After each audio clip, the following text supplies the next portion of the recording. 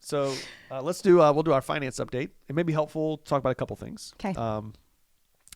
We in October had a lot of conversation around estimates of giving, revise, refresh, renew, all those sorts of things. So can we talk about maybe how the budget gets made and where we are in that process? I think that would be great for you to share that. We just cut some stuff out of this when I asked Jenna to answer a question she wasn't prepared to answer. So this is our second shot at it.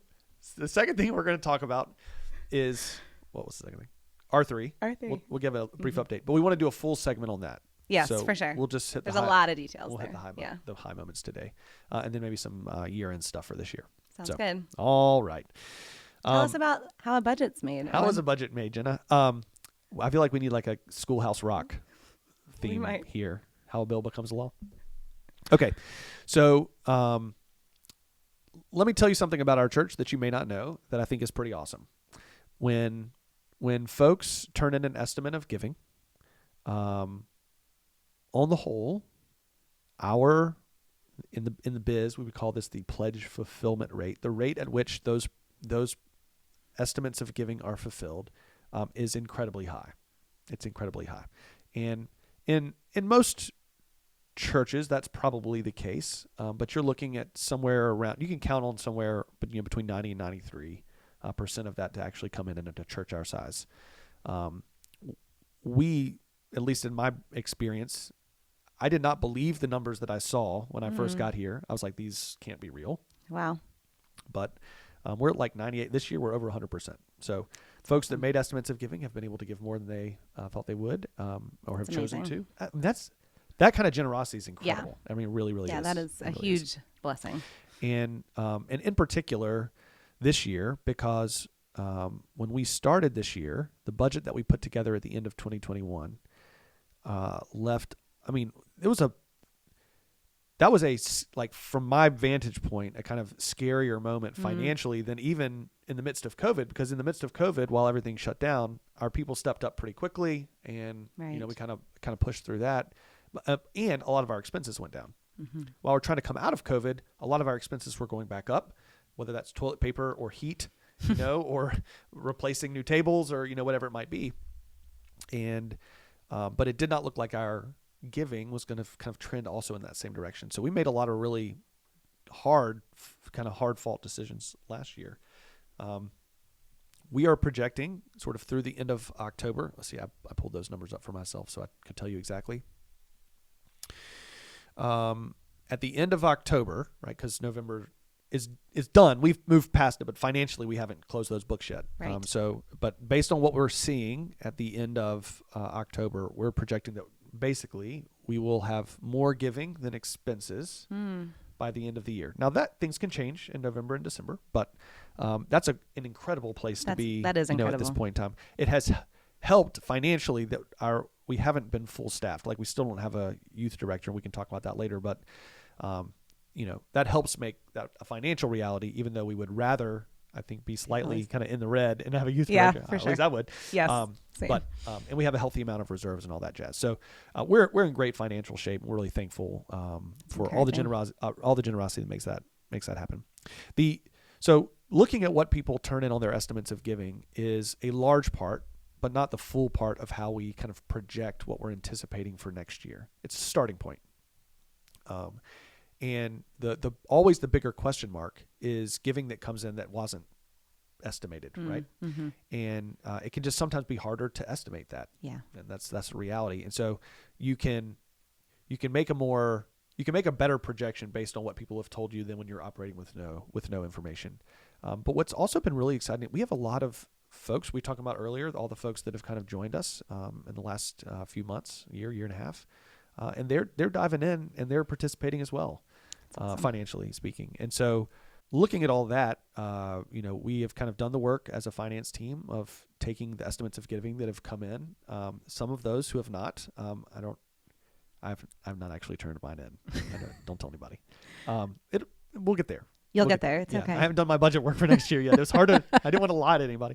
But anyway, all that to say, some of those are still trickling in, and that's awesome. I think in some cases it's taken folks a little bit longer because we were also asking them to consider R3 stuff at the same time. Mm-hmm. And so anyway, we've been able to make those projections. We've got a budget It is not a balanced budget, which I think we would much prefer to have, but based on the percentage of the budget that we have spent over the last few years, we were kind of getting to the point where if you cut anything else, you're really looking at cutting into ministry that we feel like is vital.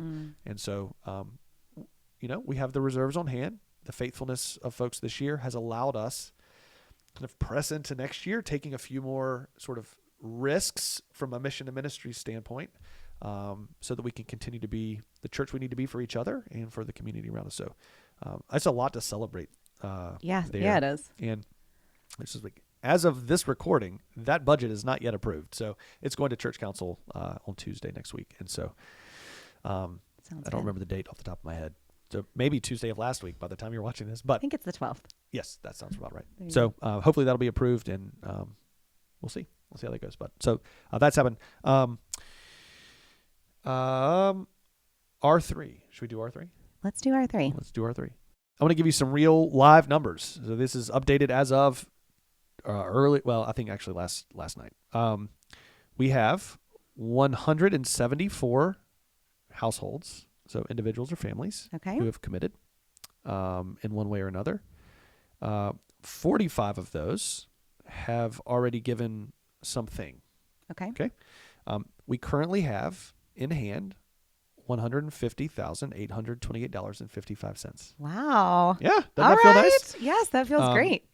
If you're keeping track, that is enough for us to hit the 80% threshold to begin work on the first project. So that's where we are, and that's incredible news. And I suspect some more of that will kind of come in as the end of the year wraps itself up. But that's super exciting. Total between what has been pledged, right? So people have said it's coming, it's not here yet. Sure. If you add what's coming but not here yet to what's already in hand, we are at 500,000. Woo! Over 505,238 and 55 cents. So 55 cents. I don't know where the 55 cents came from, but I feel sure that was a real intentional gift from somebody, and I love that. I love that too. That is so exciting. Yeah, it is. It's super exciting.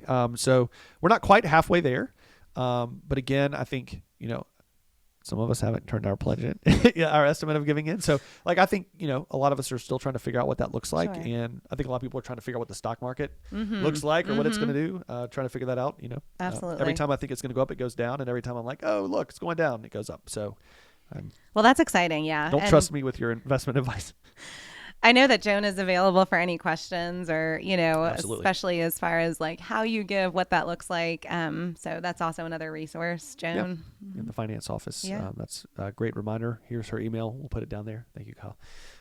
And we also, just another update that's not financially related. I mean, we have to pay for it, but there is some money in our building fund that we are choosing to use to help get all of these things started. We won't use those funds necessarily to pay, with a couple of exceptions, to pay for these projects. That's money that we're going to raise together, but to go ahead and get some things started. So we have entered into agreement with a company called Tice Keister.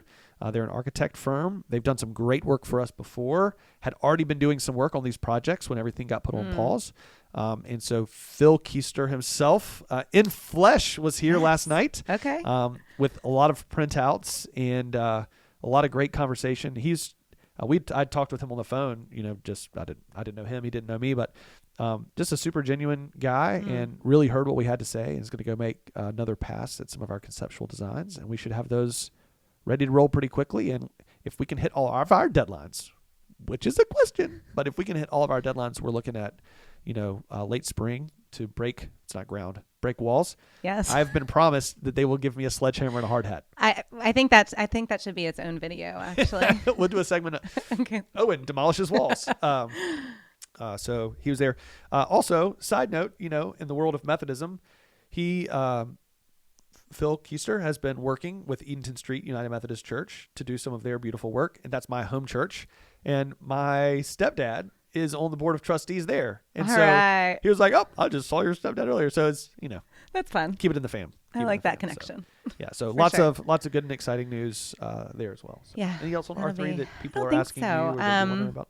Not that I've heard. I think everyone's just excited to kind of see these renovations. See them get underway. Yeah, for sure. Yeah. If I would also add, in addition to Joan, I'm certainly willing to talk with anyone about how or what. I would also like if you want to talk about questions with me, those are conversations I really have enjoyed having, hearing what kind of excites people about the project. Everyone can kind of find themselves in one of the projects, and well, anyway, I'd love to have any of those conversations. So feel free to reach out. I'll take you to lunch. We can chat about it. I might have questions then. All of a sudden, now that lunch is involved. Kidding. And what else do we say? Oh, end of year giving. Yeah. Yeah, end of year. Oh. We actually have been fielding a lot of calls about this here towards the end of the year. So I say this not to beg, but just to offer information. We actually sent a big email out, and so in that email or on our website, you can find all of the various ways that you can give at the end of the year. Two things worth pointing out, I think, for folks. One, Christmas Eve, that offering is for what we say is local benevolence. So when people come by the church and they need something, that money is helping us do that. It helps us support local organizations like Faces, who does relief work, financial relief work, or the food pantry in our area. So all that money is staying right here local. So any dollar that's given on Christmas Eve goes 100% of it goes right to that work. If you needed to make a budget gift, like towards your estimate of giving, those sorts of things, you're going to need to write that real clearly on the check so that it goes there. And then between Christmas Eve and worship on January the 1st, the office is going to be closed to give our staff a chance to have some Christmas with their family, catch their breath before the new year.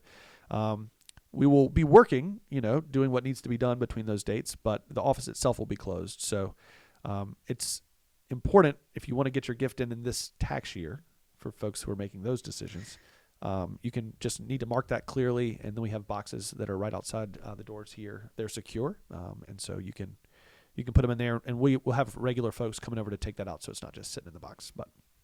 And then the other thing that we've gotten a lot of questions about is RMDs. Are you familiar with an RMD? Do you know what that stands for? That's right, because we're in our 40s. Required minimum distribution. So if you have certain types of retirement savings, our federal government requires at a certain age that you have a certain amount of that you have to take out every year. The challenge of this year has been, and we are sad for folks who are caught in this moment.